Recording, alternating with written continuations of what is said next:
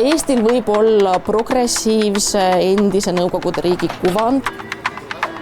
Kahtlemata võrreldes teiste Ida-Euroopa riikidega me olemegi progressiivsed, aga homofoobia ei ole Eestis läbi. Alles see oli, kui me käisime siinsamas nendel treppidel lugemas Zooey Leonardi manifesti 3 keeles, eesti, inglise ja vene, mille pealkiri on "Ma tahan lesbit presidendiks, I want to dyke for a president". See on Tallinna number 1 kväärkeskne kogukonna koht. Venue For you and your mother. Kväärruum on tegelikult lihtsalt selle ruumi, mis on meie mõtetes, on selle pikendus. Ja see on see koht, kus see, mis toimub meis endis, saab materialiseeruda nagu päris maailmas.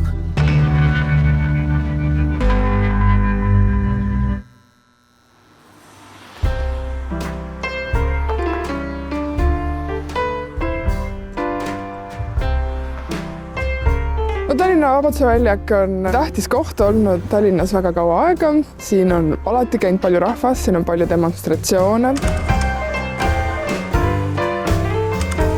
Rääkides sõdadevahelisest Eestist, siis esiteks ajakirjandus oli väga vaba, ajakirjandust oli palju ja ajakirjandus räägiti seksuaalsusest, mis puudutab just sellist vähemust seksuaalsust. Minu arvates isegi üllatavalt palju, et ma olen leidnud üle 400 artikli, et see tegelikult on päris palju soolisusest ka, eks ole.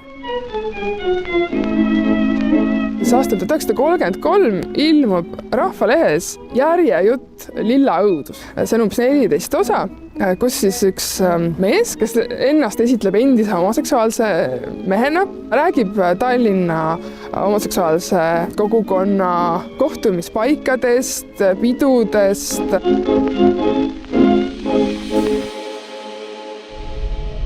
Tallinna Post 1932. Armand Sinirak Tallinnast, kes murdis sisse Therese lossi, et seda lihtsalt rüüstata ja segi peksta. Kui Magnus Hirschfeldt lavas Suu Estonia ja vanemuine õhkas veel ja Eesti rahva huvi oli nii suur, sest teemaks olid armastuse eksiteed. Meie film Lillade õuduste öö on adaptsioon 33. aastal ilmunud järjejutust Lilla õudus. Just sõdadevahelises Eestis räägiti ajakirjanduses palju homoseksuaalsusest. See annab tunnistust, et homoseksuaalsed inimesed otsisid armastust, pidasid pulmi ja kõiki muid pidusid, nagu nüüdki. Lillade õuduste öö on plahvatuslik ajaränne 1920. aastate kvääriöö ellu, kuhu satuvad tänapäeva Eesti kvääriööelu tegelased. Nõukogude ajal oli näiteks siinsamas, kus praegu on rist, olid avalikud käimlad ja nendes olid siis ka augud. Seinte sees seisid glory hole'id inglise keeles, kus käis siis meestel siin omavaheline suhtlus. Aga see oli muidugi väga ohtlik koht, et miilits tuli ja aeg-ajalt varitses nii-öelda seal. Või keegi võis öelda miilitsale, tuli vetsust välja, nägi, et keegi mees seal seksib teise mehega ja tuleb välja ja siis miilits võttis need inimesed kinni muidugi. Vabaduse väljak on tänapäeval ka oluline. Alles see oli, kui me käisime siinsamas nendel treppidel lugemas Zooey Leonardi manifesti 3 keeles, eesti, inglise ja vene, mille pealkiri on "Ma tahan lesbit presidendiks, I want to dyke for a president". Aastal 2011, kui me siin seda lugesime, tundus see mõte isegi, et naine võiks president olla, rääkinud sellest, et võiks lesbi olla, tundus nagu täiesti võimatu, et praegu tundub vähem võimatu. Aga nüüd meil on juba mitu kuud abieluvõrdsus, aga abieluvõrdsuse eest võideldi ikkagi väga kaua aega. Meil pole mingeid muutuseid olnud, juba 8 aastat pole koosluseaduse rakendusakte vastu võetud, abieluvõrdsust pole, transinimeste elu üle otsustab ikka arstlik komisjon ja minister, ehk me oleme siin, et öelda, kaua võib, ootame tegusid.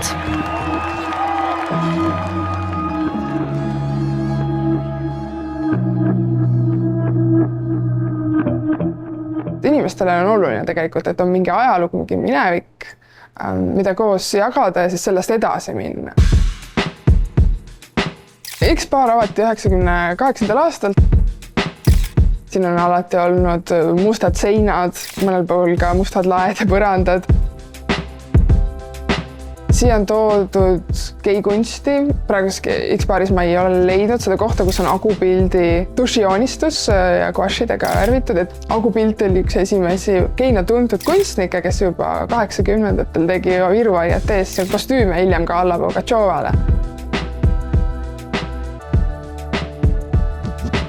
X-baar miks mõttes tänu sellele, et on järjepidev olnud nüüd 26 aastat, et selle kaudu kannabki seda teadmist ja mingid teatud võib-olla ka mineviku esteetikat, aga sellist teatud turvatsooni, mis on pime ja kus saab minna võib-olla kuhugi nurka ära ja noh, vanas X-baaris kindlasti ka seksiti, et ma ei tea, kas siin üleval on sellised julgeid, kes peo ajal masside selja taga asuvad siis süsteemi või midagi sellist. You know, baby, I was thumbing through the dictionary, trying to find words to describe you. Kui me olime Svetas, ammu juba üks mees tahtis lüüa mind tooliga. Tema tõstis tool ja hakkas mu poole kõnnima ja ma ütlesin, et tipa, what's happening right now? Ta üritas olla nagu ja siis kui nagu Fabulous Drag Queen vaatab su poole, et mingi dude, kas sa viskad mind tooliga või? See tüüp mingi, okei.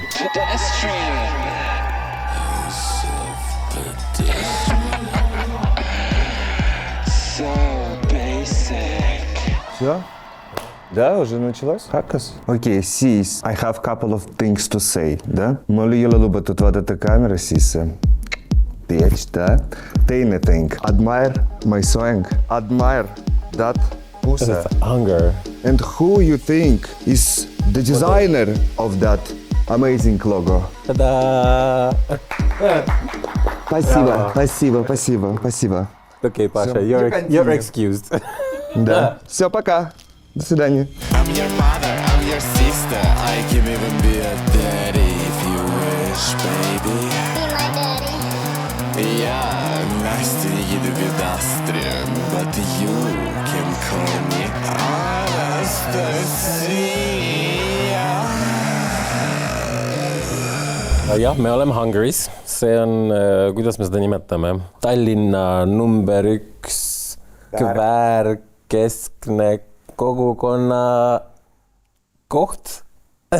Venue? No. For you and your mother. See on klubi, see on baar, aga see on nagu palju rohkem veel. Nüüd ma lihtsalt vaatan mingi koht. See on koht, kogukonna koht. Marina, amfetamina. Marina, gasolina. Marina is on fire. Ma arvan, et minu tantsija persona on kuidagi moodi tegelikult alati olnud mingit moodi nagu drag.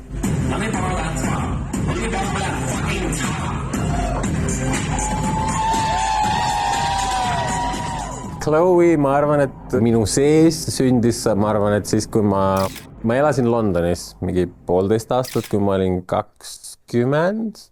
Ma nagu tutvusin seal ja olin nagu sellist inimeste seas, kus oli palju nagu drag esinejaid ja inimesi, kes olid nagu non-binary, trans.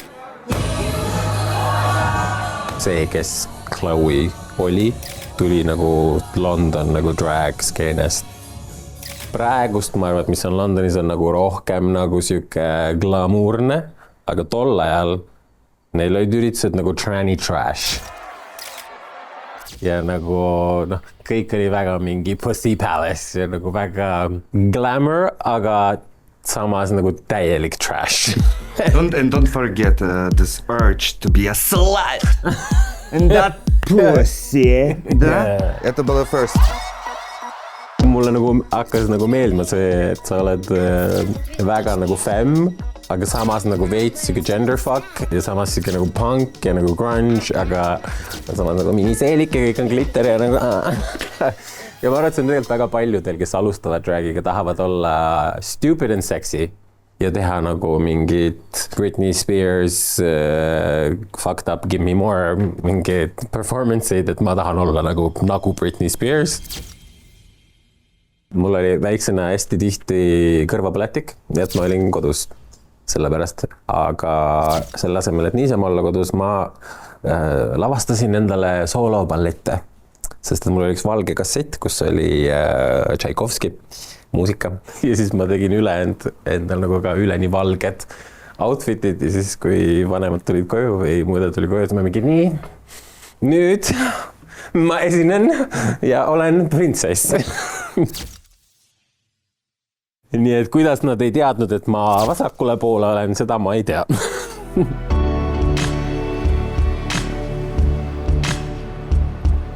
Ma arvan, et mis on nagu, mis ma alati ütlen, et mingi kind of nagu murdepunkt mul on see, et kui ma olin 15-aastane, siis mu ema viis mind ja mu õde New Yorki ja siis me käisime seal Broadway Dance Centuries ja siis, kui ma nägin nagu kõike, mis seal toimus ja kui mingi elav ja sealt ma arvan, et ma sain selle võib-olla mingi kväärpisiku.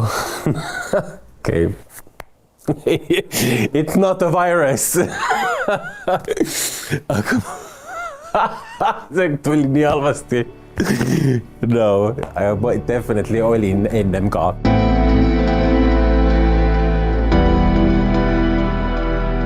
Ma tundsin tagasi tulles, et ma saan ka ennast nagu juba täisealiseks jõudva inimesena nagu, no seda, et teismelisena sa ikka oled nagu mingi, ma olen koolis ja ma üritan olla nagu mingi jou nagu laulva mees olen. Et pärast seda ma olin mingi, okay, fuck that, nagu let's be fierce. Хочешь еще? Ты хочешь еще? Да. Конечно. Иди сюда. Ma nagu ei ole näinud sellist mingit probleemi ja meil näiteks baaris näiteks töötavad ka nagu venelased ja kuna mina olen eestlane, Melih, teine omanik on türklane ja Tanja on Lätist. Nii et meil on nagu väga mixed bunch ja me suhtleme omavahel inglise keeles. Ja pluss ma ütleks, et vene noortel on oma energia, mis mulle nagu isiklikult meeldib ka, et neil on nagu, mingi tuli on nagu takas, aga ma arvan, et see on ainult hea. Et eks ma ise olen ka vahel vaatan natuke niimoodi. Kuidas teil nii palju energiat on? Aga kuna ma elan sellega, siis sellega, thank you very much, jaa. Ma olen ära harjunud. Ma ise olen väga rahulik Eesti inimene. Nagu niimoodi eraelus, mitte kui ma nagu pean esinema või nagu olema nagu karakter, siis see on nagu teine lugu, aga siis mul on hea, kui on nagu ümbritsetud on sellised natukene hullemad tegelased.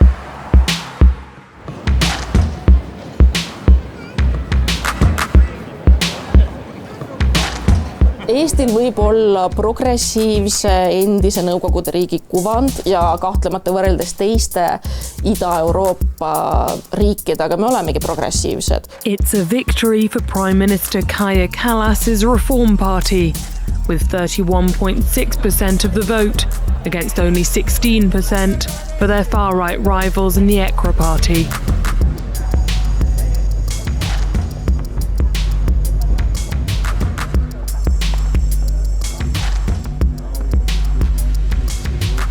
Kaja Kallas on rahvusvaheliselt tuntud girlboss ja ma arvan ka Eesti kväärkogukonnas on erinevaid arvamusi tema osas, et kindlasti on palju neid, kes hindavad ja austavad teda, et ta siiski on naispeaminister, naine poliitikas ja selles mõttes tõesti peaministrina on jõuline, tõsiselt võetav ja kohati teeb head tööd, samas teisest küljest võtta Reformierakonna poliitikat, siis ma arvan, kväärkogukonnas kindlasti on kriitikat ka Kaja Kallase suhtes, et mis me siin räägime sellest progressiivsusest ja liberaalsusest, kui mul ei ole raha, et tüüri maksta või raha, et endale süüa osta. Kui abieluvõrdsus tuli, siis tehti nalja ka, et mis see abieluvõrdsus annab nendele vaestele homodele, kellel ei ole raha pulmapidu pidada. Et panna ühe rohkem survet meie sellisele liberaalsele koalitsioonile, et nemad ka samasooliste inimeste õigust abielluda toetaks. Sest mis on suurem isikuvabadus kui vabadus abielluda?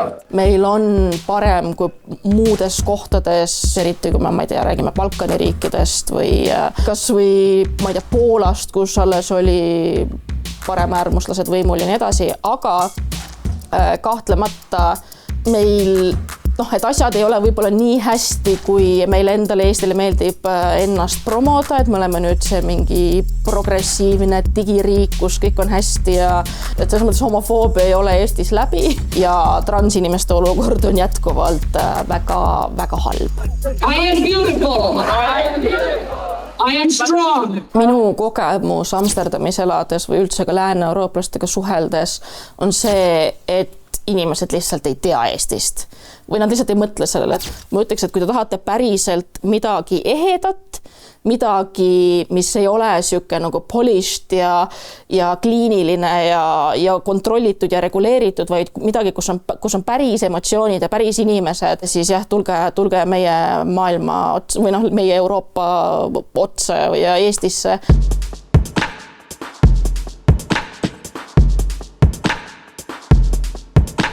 Kväärruum kui füüsiline ruum ja kui füüsiline kvääriruum on tegelikult lihtsalt selle ruumi, mis on meie mõtetes, on selle pikendus. Ja see on võib-olla see koht, kus see, mis toimub meis endis, saab materialiseeruda nagu päris maailmas. No me asume siin Tartus Genialistide klubis. Genialistide klubi on paljuski erinevate inimeste kohtumispaik ja väga paljudele ka justkui kodu. Ja Tartu on Eesti parim linn, Eesti ainus hea linn, ma isegi väidaks. Ma ise sündisin Viinis, Austrias, elasin seal esimesed 18 aastat oma elust ja siis mõtlesin, et prooviks seda Eesti asja ja tulin siia Tartu Ülikooli. Kui ma Tartusse kolisin, siis oli kindlasti teatav kontrast, et ei tohi unustada, et Viin on 2 miljoni inimese linn, Tartu on vaevu 100 000 inimese külake põhimõtteliselt, aga tegelikult ma pean ütlema, et ma olin küll üllatunud, aga vägagi positiivselt üllatunud, et tegelikult Eestis ja eeskätt ka Tartus on kultuur väga elus ja väga mitmekesine, väga värviline ja ka kväärkultuur on väga kaasav ja väga nähtav. Vikerpäev teebki võib-olla eriliseks selle, et see on heterosõbralik kväärpidu. See Vikerpidu nagu pöörab selle kogu mõtte ümber, et kõik on oodatud, et sa ei pea olema kväärkogukonna liige, aga siiski see on kväärruum ja kui sa ei ole selle liige, siis sa oled külaline meil. No mina olen sündinud mehena, ma ei ole kunagi nagu tundnud mingit ebamugavust selle sildiga. Kui kasutada neid kaste, mis mulle väga ei meeldi, siis eks ma olen cis-mees. Mul on lihtsalt oluline nagu tunnistada ja tunnustada seda subjektiivsust, mis sellega kaasas käib. See, mida minule tähendab olla mees, ei ole sama, mis kellelegi teisele tähendab olla mees.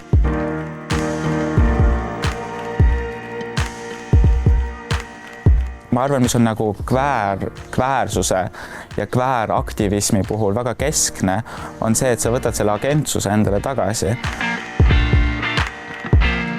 Ühiskond on loonud sulle soolise reaalsuse, sa tunnistad, et see on nii, ja siis sa võtad endale selle agentsuse tagasi ja sellepärast ongi oluline võtta ruumi nii füüsilises mõttes, näidata, et me oleme siin, meil on koht, aga samas ka võtta ruum laiemas ühiskondlikus diskursuses, võtta sõna, rääkida, avaldada meelt, ka see on tegelikult ruumi võtmine.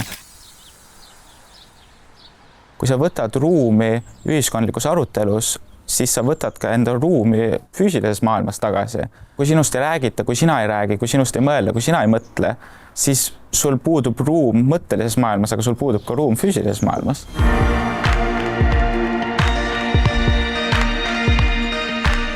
Eesti on Ida-Euroopa ja Eesti on ka Põhja-Euroopa. Ma arvan, et need ei ole teineteist välistavad asjad. Ida-Euroopa on piirkond, millel on väga keeruline minevik, nagu väga paljudelgi piirkondadel. Ja tegelikult nii nagu kväärkogukonnas me reclaimime igasuguseid asju nagu sõna queergi, mis on ju tegelikult reclaimitud, siis tegelikult võiks ka reclaimida seda Ida-Euroopa identiteeti. Siis tegelikult Ida-Euroopa kväärkultuur just võrreldes Lääne-Euroopa kväärkultuuriga on väga omanäoline ja väga eriline ja ma kardan, et kui me kuidagi häbeneme seda, siis see kaob ära ja siis kui eripärased kväärkogukonna seest kaovad ära, mis see kväärkogukond üldse veel on.